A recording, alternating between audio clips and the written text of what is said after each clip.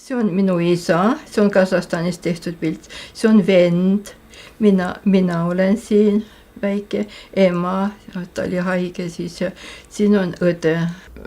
Olen sündinud 1932, 26. juunil Pihkva oblastis, Polna rajoonis. Kes teie vanemad olid, millega nad tegelesid? No siis oli enne kolhoosi, siis nendel oli oma majapidamine.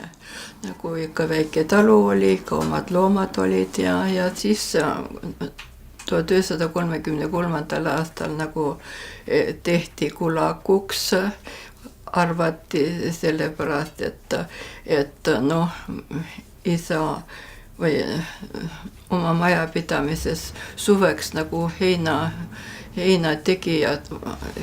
tegemise ajal võeti ikkagi nagu abi, nagu siingi talgud tehti ja siis noh, aga siis venelastel nagu see ei meeldinud ja siis nagu kaevasid, et vot tema siis võttis võõras tööjõudu kasutas niimoodi ja no ja siis kui kulakuks tehti, siis võeti kõik loomad ära, mis nendel oli ja kuidas see kulakuks tegemine välja nägi?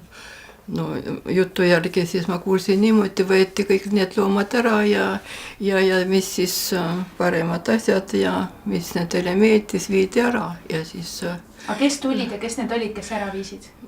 No need ametnikud ja isa siis sel ajal viidi iga nagu vangi ja ema siis üksinda jäi lastega sinna kodus, oma kodu. Ja siis niimoodi. Ja pärast siis, kui see aeg lõppes või isa vabastati, aga teda kodu ei lastud elama, pidi olema kodust eemal 3 aastat. Ja aga see küüditamine tuli 35. aastal, kohe kõik järjest niimoodi üksteise järel. No vot ja siis 35. aastal siis ema viidi vagunisse koos lastega ja siis isaga pandi vagunisse ja viidi koos siis kõik ära sinna siis. Kuhu teid viidi? Kasahstani. Aga mis alusel, mis need ametnikud ütlesid, miks teid ära küüditati? Kas siin on kuskil lugeda ka, et mis see otsus oli?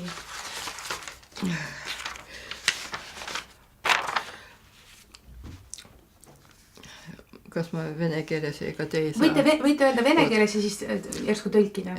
Где и когда и каким органом репрессированы родители. В 1935 году по постановлению УНКВД Ленинградской области Хансинга Елена Петровна была выслана вместе с детьми на спецпоселение в Казахстан. Сегодня рассказываю.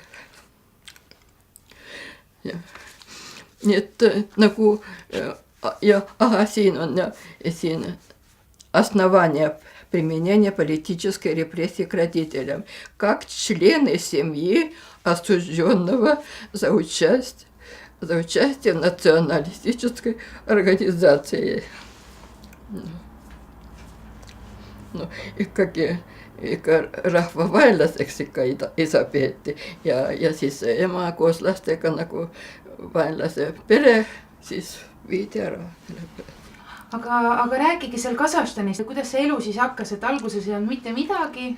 No ja pärast, kui ehitati või andi see korter meile, no tuba ja köök niimoodi, ega ei saanudki ja üks esik ja siis puud kasvatasime, see aprikoosi tauline, urukid olid niimoodi, need olid väiksemad ja siis, kui juba hakkasid õitsema ja vilja kandma, siis oli juba kergem.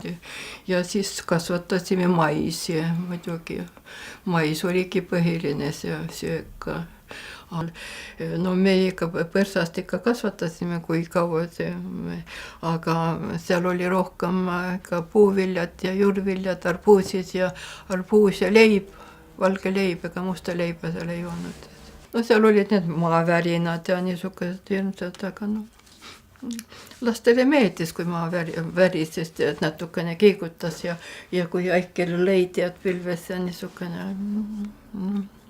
seal oli, taevas oli kõrgem, ei olnud nagu siin madal on, seal on nii kõrge oli ja see on siis see Kasahstan, kus me elasime, see on see mäenõlvak niimoodi, need on siis juurtad, kus need kasahhid elavad, aga meil oli niisugused majad, kus me elasime. Koolimaja, kus ma koolis käisin.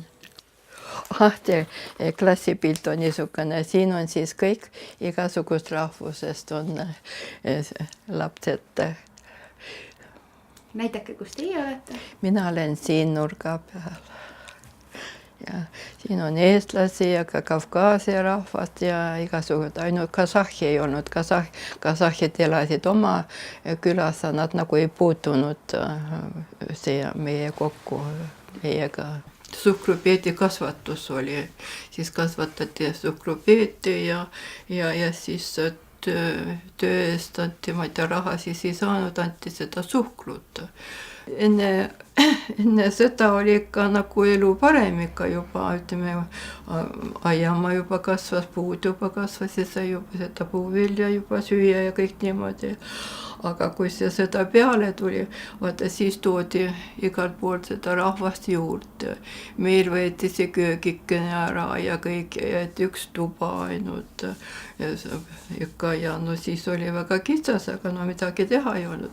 Ja siis oli juba niimoodi, et siis ei olnud enam mitte süüa midagi juba, nii palju rahvast ega oma sellest kasvatamisest, mis mais oli, see läks siis nii ruttu ära, nii et mitte midagi enam ei olnud ja siis kolhoosis või sovhoosis anti sööki, üks supp, niisugune veteled ja peeditükid sees ja noh, niisugune toimub, kui ka õige inimene teda ei oleks söönud põrstale ka andnud niimoodi, aga noh, pidi ikka midagi sööma ja elama niimoodi ja aga noh, inimene, kus elab ja harjub kõigega ära ja. Ei no nagu jah, enne seda ikka juba kõik hakkas kasvama ja siis ei olnud midagi, aga ja vot sõja ajal siis oli kõik. Rahvast oli nii palju sisse toodi, igasuguseid ja igalt poolt ja küll poolakesi, küll juute ja need vange ja seal oli nii palju kõike tead ja surid paljud ära kõik ja ikka kole pilt oli. Isa oli kui saunas, siis seal oli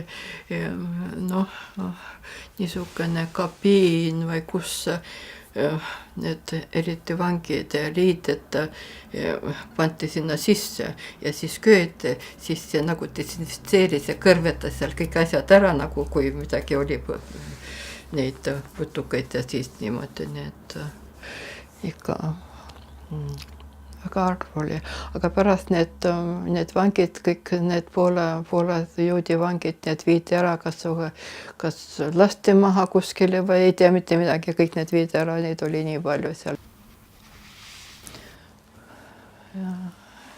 Ega kerge ei olnud ja lapsed ikka kasvasid ikka ja tegi isegi, et ilma piimata, ilma söömata ja seal põrandal kuskil õlgede peal ikka ja noh, ei olnudki väga hullu.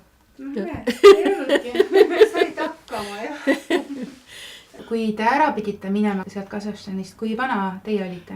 Siis olin 15 aastat ja mis teie tundsite siis selle ajal, kas oli ka kurb, kas oli ka rõõm, kas oli ka ootus? No mina mõtlesin niimoodi, et ikka kui vanemad tahavad sõita ära ja vend on käinud ja siin, et ikkagi siis tulen ikka koos ja niimoodi ja. Aga kodu? Mis mõiste kodu teile tegid? No vot, ma olen mitu korda mõtlenud, et kus ikka minu kodu on, tead ikka, et mul ei ole nagu see kodu. Et mul on niisugune tunne, kus ma elan, kus on hea, seal ma siis pesitsen ja mul on seal hea, nagu tunne nagu oma kodu. Ja.